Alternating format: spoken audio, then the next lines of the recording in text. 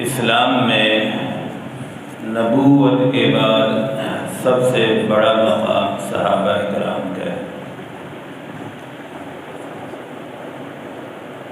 دنیا میں کوئی بھی انسان صحابہ کرام کے مقام کے برابر نہیں ہو سکتا۔ پھر عام انسانوں میں ایک ولی کا بڑا مقام ہے، ولی کے مقام تک عام انسان نہیں پہنچ سکتا۔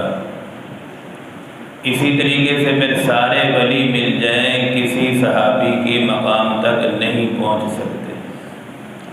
پھر اسی طریقے سے سارے صحابہ مل جائیں کسی نبی کے مقام تک نہیں پہنچ سکتے۔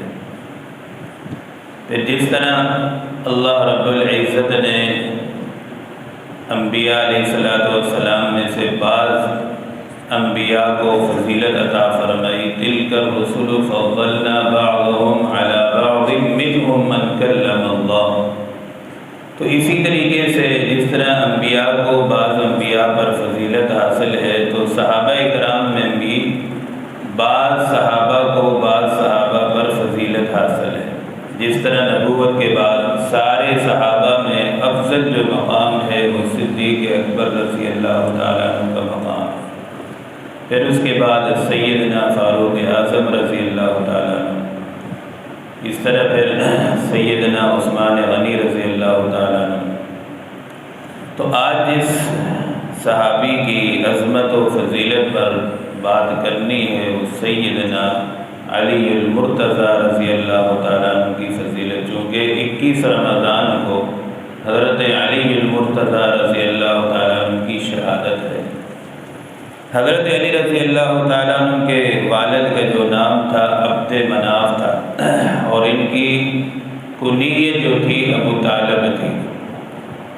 والدہ کا نام فاطمہ بنت اسد تھا، آپ کی جو کنیت تھی حضرت علی المرتضی رضی اللہ تعالیٰ عنہ کی ابو الحسن، حضرت حسن بیٹے تھے حضرت علی رضی اللہ تعالیٰ عنہ کے، ابو تراب بھی تھی جس کی کنیت تھی۔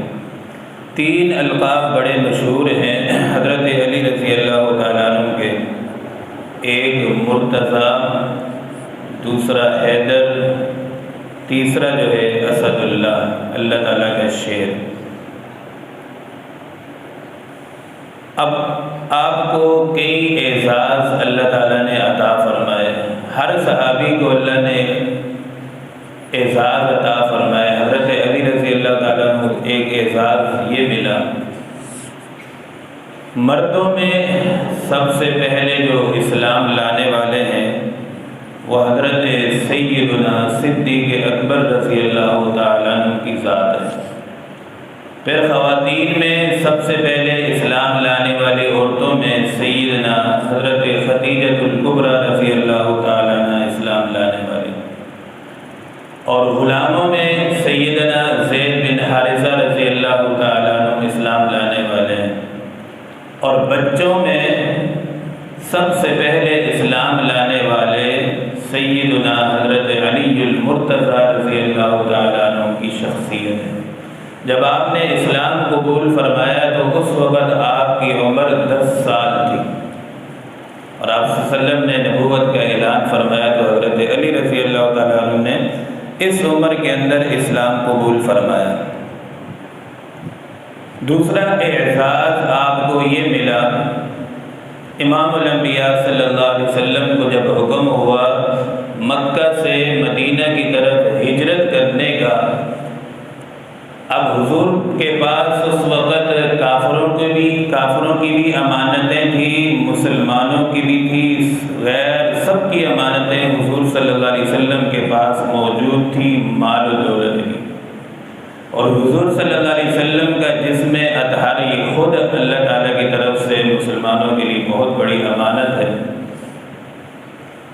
تو جب حکم ملا ہجرت کا، چونکہ یہ فی الفور نکلنا تھا، کافروں سے بچ کر، دشمنوں سے بچ کر نکلنا تھا، تو آپ صلی اللہ علیہ وسلم نے جن پر اعتماد فرمایا، سارے کافروں کی امانتیں حوالے کی، وہ اعزاز حضرت علی رضی اللہ تعالیٰ عنہ کو ملا۔ حضرت علی کے حوالے ساری امانتیں اور بتلائی یہ اس کی ہے، یہ اس کی، ان کے حوالے کر دیں، اور خود امام الانبیاء صلی اللہ علیہ وسلم سیدنا صدیق اکبر کے ساتھ تشریف لے گئے مدینہ منورہ۔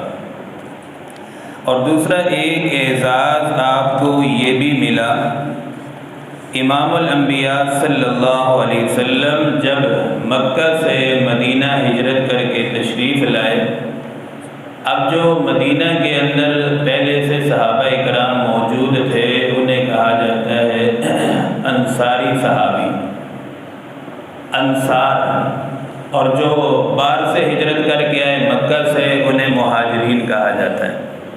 اب مہاجرین جو تھے وہ تو بے سر و سامان، مکہ سے فی الفور نکلنا جنگ کی حالت میں، ان کے پاس کوئی سامان نہیں، تو آپ صلی اللہ علیہ وسلم نے انصار اور مہاجرین میں بھائی چارگی قائم فرمائی، اور آپ صلی اللہ علیہ وسلم نے انصار سے فرمایا کہ یہ بھائی آپ کے ذمہ ہے، آپ نے ان کی ہر طرح سے کفالت کرنی ہے، مدد بھی کرنی ہے، ہر چیز کا خیال رکھنا ہے۔ اب یہ اعزاز بھی حضرت علی کو ملا، جب حضرت علی کی باری آئی تو آپ صلی اللہ علیہ وسلم نے کسی صحابی کی ڈپٹی نہیں لگائی، بلکہ حضرت علی رضی اللہ تعالیٰ عنہ کے متعلق فرمائے کہ علی انت اخی فی الدنیا والآخرہ، علی تو میرے بھائی ہیں دنیا کے اندر بھی آخرت کے اندر بھی۔ تو یہ اعزاز حضرت علی کو ملا کہ آپ صلی اللہ علیہ وسلم نے آپ کی ذمہ داری اپنے ذمہ لی، اور یہ بھی فرمایا کہ یہ علی میرے بھائی ہیں دنیا میں بھی آخرت میں بھی۔ اور ایک اور اعزاز آپ کو یہ ملا، حضرت علی رضی اللہ تعالیٰ عنہ جب 24 سال عمر ہو گئی تو شادی کے لیے آپ صلی اللہ علیہ وسلم نے رشتہ دیکھا، اور رشتے کا انتخاب بھی کون سا؟ حضرت علی رضی اللہ تعالیٰ عنہ کے لیے اپنی بیٹی حضرت سیدنا فاطمہ رضی اللہ تعالیٰ عنہ کا انتخاب فرمایا۔ یہ انتخاب دراصل خدا کی طرف سے انتخاب تھا۔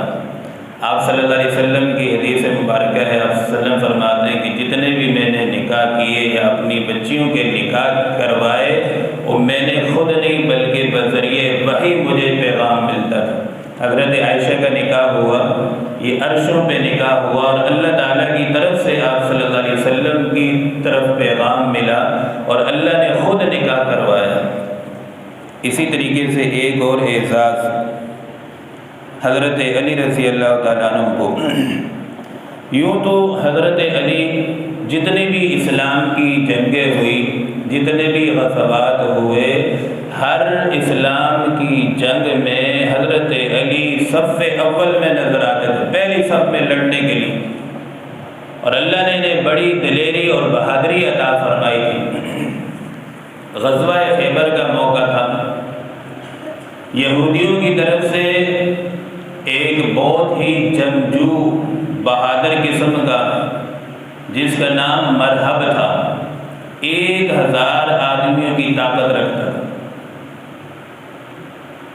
اور جب یہ غزوہ خیبر کا موقع تھا تو اس طرف سے پکار تھی کون ہے جو میرے مقابلے میں آئے؟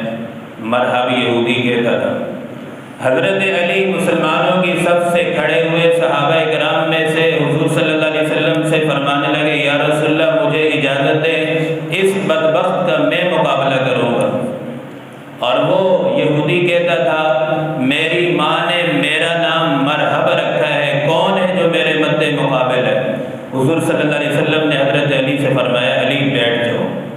حضرت علی بیٹھ گئے۔ پھر تھوڑی دیر بعد جب وہ للکارتا تو حضرت علی پھر کھڑے ہوئے، یا رسول اللہ مجھے اجازت دے۔ آپ صلی اللہ علیہ وسلم نے فرمایا علی 1000 آدمیوں کی طاقت رکھتا ہے، بیٹھ جاؤ۔ تیسری مرتبہ پھر کھڑے ہوئے، حضور نے اجازت عطا فرمائی، اور حضرت علی نے بھی فرمایا مرحب سے کہ میری ماں نے میرا نام حیدر رکھا ہے۔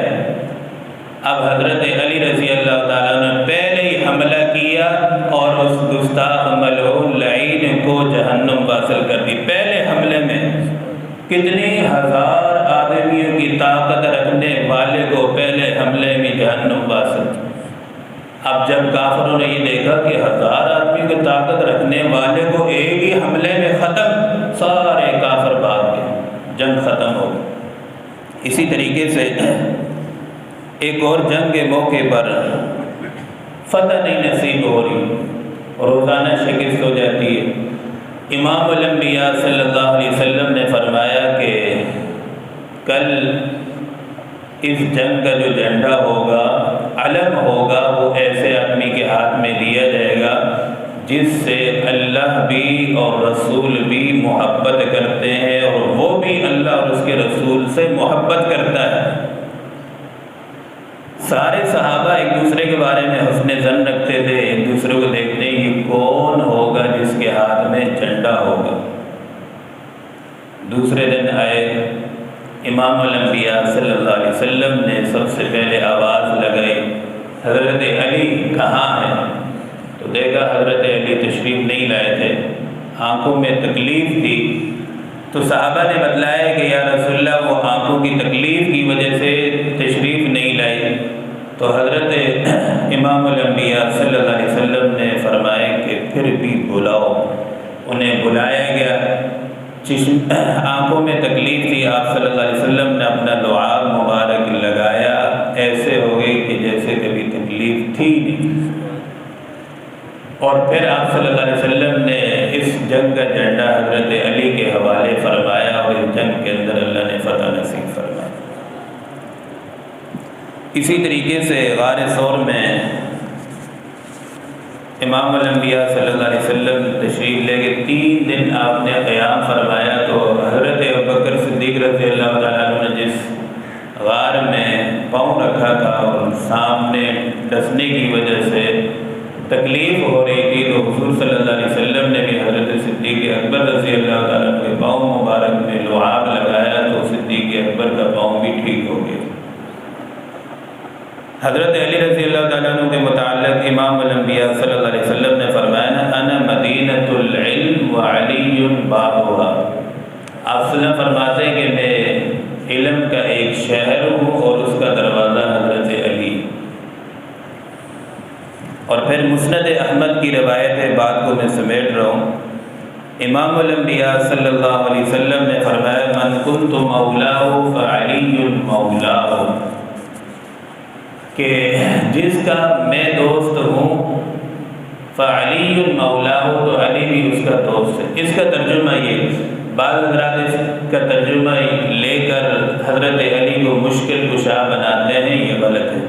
اب بات سمجھنے کی یہ سمجھ لیں، حضرت علی نے بلکہ خود فرمایا، حضرت علی رضی اللہ تعالیٰ عنہ نے، کہ بعض فرقے ایسے ہیں کہ مبغض مفرد، جو حضرت علی سے بہت نفرت کریں گے، مفرد یہ بھی ہلاک ہوں گے۔ بعض فرقے ایسے ہیں کہ بعض لوگ ایسے ہوں گے کہ حضرت علی سے بہت محبت میں آگے نکل جائیں گے، اتنا آگے نکلیں گے کہ علی کو خدا بنا لیں گے، یہ بھی ہلاک ہو جائیں گے۔ اور اس طریقے سے اہل سنت والجماعت جو ہے حضرت علی سے محبت اس انداز سے کرتی ہے کہ حضرت علی کو داماد مصطفیٰ مانتی ہے، حضرت علی کو حضور صلی اللہ علیہ وسلم کا بھائی دنیا اور آخرت میں مانتی ہے۔ تو درمیان اعتدال میں جو چلے گا، حضرت علی سے محبت رکھے گا، وہی جنت کا حقدار ہوگا۔ اور اسی طریقے سے بعض خوارج نے جو حضرت علی رضی اللہ تعالیٰ عنہ سے بغض رکھتے تھے، تو ان میں سے ایک عبد الرحمن بن ملجم تھا، جو کئی منافقین حضرت علی کے فیصلوں سے ناراض ہوتے تھے۔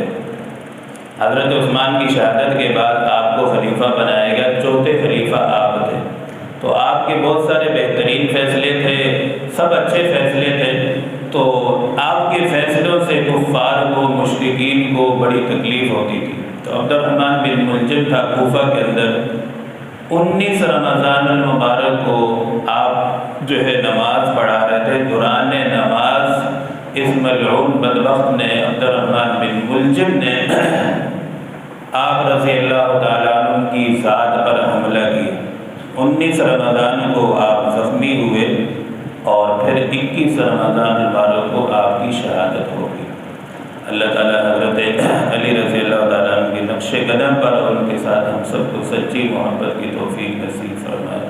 الحمدللہ رب العالمین۔